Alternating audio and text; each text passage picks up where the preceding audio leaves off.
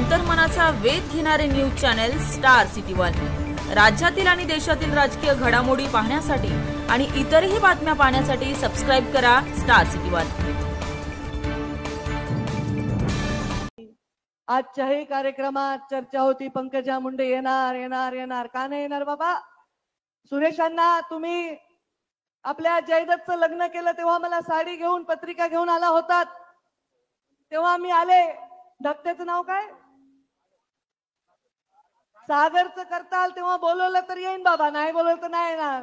पण हा कार्यक्रम शासनाचा आहे आणि आज तरी शासन देवेंद्र फडणवीस आणि पंकजा मुंडे मंत्री आहे, राधाकृष्ण वाके पाटील मंत्री आहे, तेव्हा मी आले।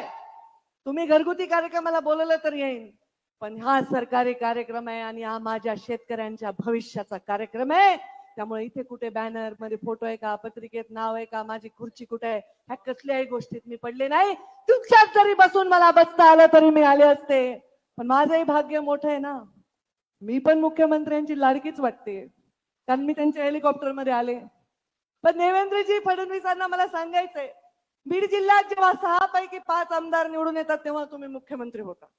बीड जिल्हा फार लकी आहे, कारण बीड जिल्ह्यामध्ये 19 मध्ये 14 मध्ये 6 पैकी 5 आमदार निवडून आले। आता आमचे सहकारी आमच्या बरोबर आहेत, आमच्यावर राष्ट्रवादी आहे, अजितदादा पवारांचेही आमदार आहेत। आम्ही मरमर करून काम करून निवडून आणलंय।